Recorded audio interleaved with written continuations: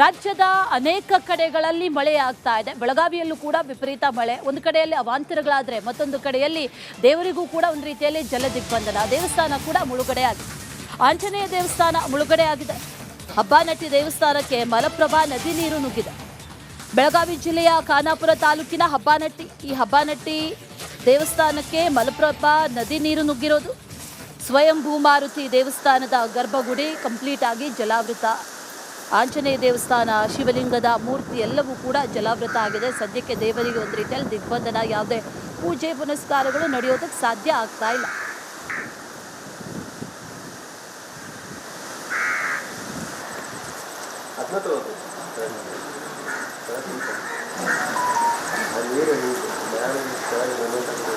ಪ್ರಮುಖವಾಗಿ ಬೆಳಗಾವಿ ಸೇರಿದಂತೆ ಪಶ್ಚಿಮ ಘಟ್ಟ ಪ್ರದೇಶದಲ್ಲಿ ನಿರಂತರವಾಗಿ ಮಳೆ ಆಗ್ತಿದೆ. ಹಾಗಾಗಿ ಮಲ್ಲಪ್ರಭಾ ನದಿಗೆ ಈಗ ಜೀವ ಕಳೆ ಬಂದಿರುವಂಥದ್ದು. ಮೈದುಂಬಿ ಮಲ್ಲಪ್ರಭಾ ಹರಿತಾ ಇರುವಂಥದ್ದು. ಸದ್ಯ ನಾನಿರುವಂಥ ಸ್ಥಳ ಏನು ಬೆಳಗಾವಿ ಜಿಲ್ಲೆ ಖಾನಾಪುರ ತಾಲೂಕಿನ ಹಬ್ಬಾನಟ್ಟಿ ಅನ್ನೋ ಒಂದು ಗ್ರಾಮದಲ್ಲಿ ಇರುವಂಥದ್ದು ಗಮನಿಸಬಹುದು. ಈಗಾಗಲೇ ಈ ಒಂದು ಗ್ರಾಮದಲ್ಲಿರುವಂಥ ಹಬ್ಬಾನಟ್ಟಿ ಸ್ವಯಂಭೂ ಮಾರುತಿ ಮಂದಿರ ಸಂಪೂರ್ಣವಾಗಿ ಜಲಾವೃತ ಆಗಿರುವಂಥದ್ದು.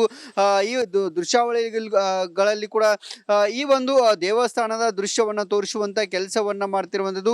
ಸಂಪೂರ್ಣವಾಗಿ ಅರ್ಧ ಭಾಗದಷ್ಟು ಈಗಾಗಲೇ ದೇವಸ್ಥಾನ ಮುಳುಗಡೆ ಆಗಿರುವಂಥದ್ದು. ಪ್ರಮುಖವಾಗಿ ಈ ಒಂದು ದೇವಸ್ಥಾನ ಏನಿದೆ ತೋರಿಸುವಂಥ ದೇವಸ್ಥಾನ, ಇಲ್ಲಿ ಸ್ವಯಂಭೂ ಏನು ಮಾರುತಿ ದೇವಸ್ಥಾನ ಇತ್ತು, ಉದ್ಭವ ಮಾರುತಿ ದೇವಸ್ಥಾನ ಇತ್ತು. ಪ್ರತಿ ವರ್ಷ ಕೂಡ ಮಳೆ ಆದಂಥ ಸಂದರ್ಭದಲ್ಲಿ ಈ ಒಂದು ದೇವಸ್ಥಾನ ಸಂಪೂರ್ಣವಾಗಿ ಕಂಪ್ಲೀಟ್ ಆಗಿ ಮುಳುಗಿ ಏನು ಜಲಾವೃತ ಆಗಿರುವುದು. 4-5 ತಿಂಗಳ ಕಾಲ ಸುಮಾರು ಬಂದಂಥ ಭಕ್ತರು ನದಿಯ ದಂಡೆ ಮೇಲೆ ಪೂಜೆ ಪುನಸ್ಕಾರವನ್ನು ಮಾಡಿ ಹೋಗ್ತಾರೆ. ಜೊತೆಗೆ ಇಲ್ಲಿ ಗಮನಿಸ್ಬೋದು ಏನು ಆಂಜನೇಯ ದೇವಸ್ಥಾನದ ಹಿಂಭಾಗದಲ್ಲಿ ಕೂಡ ಶ್ರೀರಾಮ ಲಕ್ಷ್ಮಣ ಸೀತಾ ದೇವಸ್ಥಾನ ಕೂಡ ಸದ್ಯ ಇರುವಂಥದ್ದು. ಅವರು ಕೂಡ ಸಂಪೂರ್ಣವಾಗಿ ಏನು ಜಲ ದಿಗ್ಬಂಧನಕ್ಕೆ ಒಳಗಾಗಿರುವಂಥದ್ದು, ಸಂಪೂರ್ಣವಾಗಿ ಮುಳುಗಡೆ ಹಂತಕ್ಕೆ ಬಂದಿರುವಂಥದ್ದು.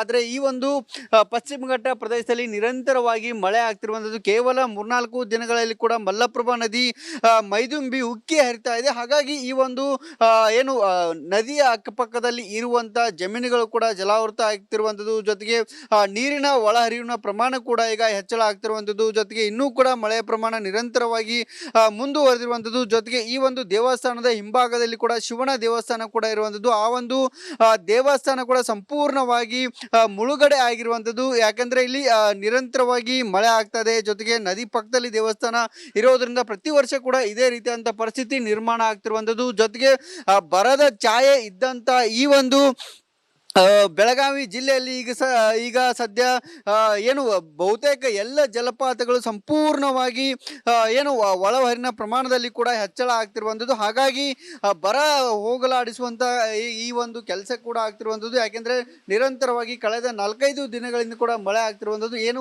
ಈ ಒಂದು ದೃಶ್ಯವನ್ನು ತೋರಿಸ್ತಾನೆ. ಇದೇ ಒಂದು ಸ್ಥಳದಲ್ಲಿ ಮಾರುತಿ ಏನು ಉದ್ಭವ ಮೂರ್ತಿ ಮಾರುತಿ ದೇವಸ್ಥಾನ ಇತ್ತು, ಸಂಪೂರ್ಣವಾಗಿ ಈಗ ಕಂಪ್ಲೀಟಾಗಿ ಜಲಾವೃತ ಆಗಿರುವಂಥದ್ದು. ಜೊತೆಗೆ ನಿರಂತರವಾಗಿ ಮಳೆ ಆದ ಸಂದರ್ಭದಲ್ಲಿ ಇಡೀ ದೇವಸ್ಥಾನ ಮುಳುಗಡೆಯಾಗುವ ಹಂತಕ್ಕೆ ಹೋಗುತ್ತೆ. ಸುಮಾರು 4-5 ತಿಂಗಳ ಕಾಲ ಈ ಒಂದು ದೇವಸ್ಥಾನ ಸಂಪೂರ್ಣವಾಗಿ ಮುಳುಗಡೆ ಹೋಗುತ್ತೆ. ಹಾಗಾಗಿ ಬರುವಂತ ಭಕ್ತರು ಕೂಡ ಇದೇ ಒಂದು ನದಿಯ ದಂಡೆಯ ಮೇಲೆ ಇಲ್ಲಿ ಏನು ನದಿಯ ದಂಡೆಯ ಮೇಲೆ ತಮ್ಮ ದರ್ಶನವನ್ನು ಪಡೆದು ವಾಪಸ್ ಹೋಗುವಂತ ಕೆಲಸವನ್ನ ಮಾಡ್ತಾರೆ. ಈ ಗಮನಿಸಬಹುದು ಸಂಪೂರ್ಣವಾಗಿ ಈ ಒಂದು ದೇವಸ್ಥಾನ ಮುಳುಗಡೆ ಆಗುತ್ತೆ. ಆದರೆ ಈಗ ಆರಂಭ ಅಷ್ಟೇ ಆಗಿರೋದ್ರಿಂದ ಏನು ಸ್ವಲ್ಪ ಪ್ರಮಾಣದಲ್ಲಿ ಮಳೆ ಆಗ್ತಿರೋದು. ಸುಮಾರು 4-5 ದಿನಗಳ ಕಾಲ ಮಳೆ ಆಗ್ತಿರುವ ಹಿನ್ನೆಲೆಯಲ್ಲಿ ಸದ್ಯಕ್ಕೆ ಈಗ ಏನು ಅರ್ಧದಷ್ಟು ದೇವಸ್ಥಾನ ಮುಳುಗಡೆ ಆಗಿರುವಂಥದ್ದು. ಇನ್ನಷ್ಟು ಮಳೆಯ ಪ್ರಮಾಣ ಹೆಚ್ಚಾದರೆ ಇಲ್ಲಿ ನವಿಲ್ತಿರ್ ಡ್ಯಾಮ್ ಇರ್ಬೋದು ಅಥವಾ ಬೆಳಗಾವಿ ಜಿಲ್ಲೆಯಲ್ಲಿ ಇರುವಂತಹ ಸಪ್ತ ನದಿಗಳಿಗೆ ಈಗ ಜೀವ ಕಳೆ ಕೂಡ